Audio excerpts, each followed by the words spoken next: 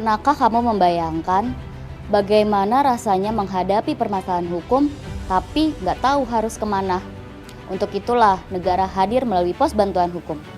Pos Bankum adalah sebuah layanan yang dihadirkan oleh negara untuk memberikan akses keadilan kepada kelompok masyarakat, khususnya kelompok masyarakat miskin, rentan, atau kurang mampu secara ekonomi dan hukum. Pos Bantuan Hukum memiliki 4 jenis layanan. Pertama, layanan informasi hukum, layanan bantuan hukum dan advokasi, layanan penyelesaian konflik atau perkara melalui mediasi, dan layanan rujukan advokat. Saat ini, di Provinsi Banten terdapat 1.551 pos bantuan hukum yang tersebar di desa atau kelurahan di seluruh wilayah Provinsi Banten dan sudah memberikan 1.660 jenis layanan hukum. Sekarang ini kita akan mendengarkan cerita dari narasumber yang akan menjelaskan contoh kasus penyelesaian permasalahan hukum di Pos Bankum di wilayah Provinsi Banten.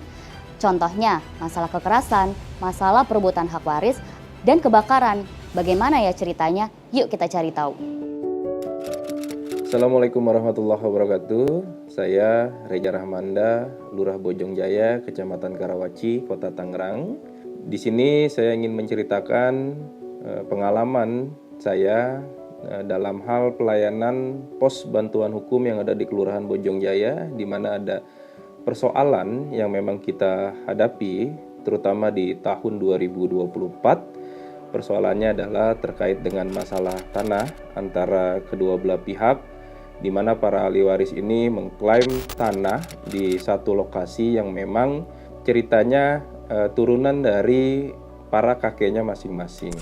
Dalam hal ini saya sebagai Lurah Bojongjaya untuk meminimalisir kejadian-kejadian yang tidak diinginkan dan untuk tidak melebar kemana-mana, saya berinisiatif memanggil kedua belah pihak untuk diselesaikan secara kekeluargaan dan musyawarah untuk mencapai mufakat di Pos Bankum yang ada di Kelurahan Bojongjaya. Kedua belah pihak ini ada di posisi Tairi bin Ripuh, mengklaim dari kakeknya itu bahwa tidak pernah menyerahkan tanah yang memang itu di Girik C, masih atas nama kakeknya, tapi dari Musa bin Thohir mengklaim juga kalau itu sudah diserahkan ke kakek mereka. Jadi antara kedua belah pihak ini masih mengklaim tanpa adanya alat bukti yang memang bisa dibenarkan atau hitam di atas putih. Nah, saya selaku Lurah Bojongjaya dibantu oleh Binamas Kelurahan Bojongjaya menginstruksikan kepada mereka untuk dapat diselesaikan secara kekeluargaan. Dan alhamdulillah sampai tahun 2026 ini tidak ada permasalahan yang berlanjut ke APH, dan saya dengar juga kalau mereka sudah tidak ada masalah gitu ya. Jadi sampai sejauh ini tidak ada permasalahan yang berlanjut di aparat penegak hukum. Assalamualaikum warahmatullahi wabarakatuh. Saya Haji Ahmad Ghazali, Lurah Jurang Mangu Timur, Kecamatan Pondok Aren, Kota Tangerang Selatan, Provinsi Banten.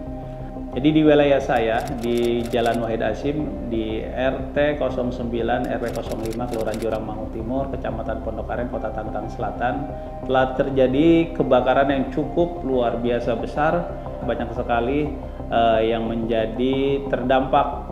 Proses kebakaran itu cukup lama dan terjadi mulai dari pukul 4 sore dan selesai jam 2 dini harinya.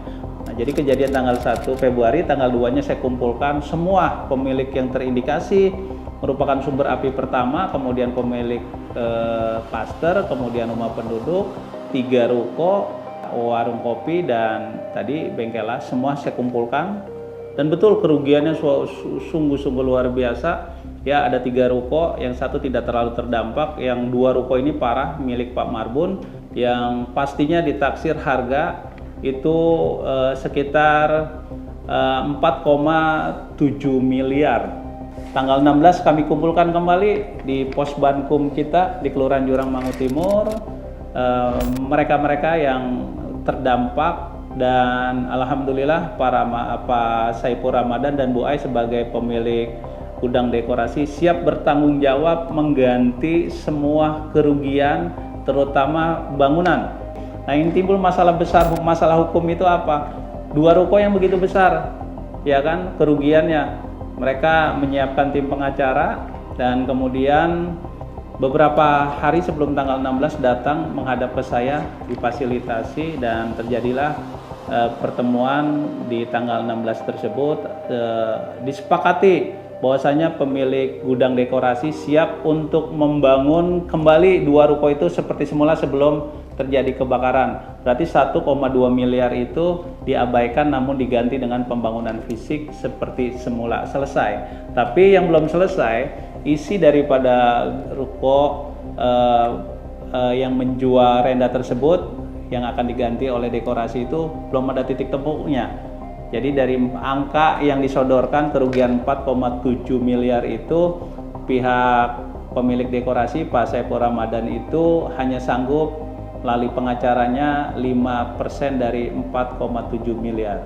Nah, disepakati juga oleh Pak Marbun dengan tim pengacaranya bahwasanya dia minta 50% dari angka yang disodorkan 4,7 miliar.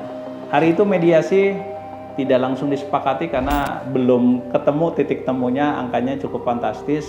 Sepakatan terakhir menghubungi saya bahwasanya pihak ruko sudah menurunkan lagi angka persentasenya dari 50, 35 sampai 15% dari 4,7 miliar. Tapi kenyataannya dari pihak Gudang Dekorasi tidak sanggup dengan 15%, mereka sanggupnya hanya 7,5%. Diturunkan lagi dari pemilik 2 ruko tersebut menjadi 12,5%. Oh, ternyata tidak ada titik temunya.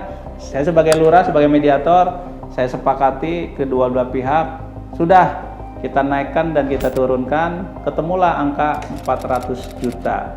Ya, bersyukur akhirnya tepat di tanggal 13 Maret 2026 kita ketemu lagi, kita kumpul semua kedua belah pihak dengan pengacaranya, kita bawa saksi, saya sebagai mediator juga hadir, kita saling menandatangani, disepakati surat pernyataan perdamaian dan surat penggantian kerugian disepakati oleh kedua belah pihak. Kita saling menerima bahwa ini musibah, bukan lagi siapa yang kalah, siapa yang menang, tapi bagaimana caranya untuk menyelesaikan supaya tidak ada permasalahan hukum di kemudian hari. Permasalahan hukum bisa datang kapan saja dan menimpa siapa saja, dan semua akan terasa berat jika dihadapi sendirian.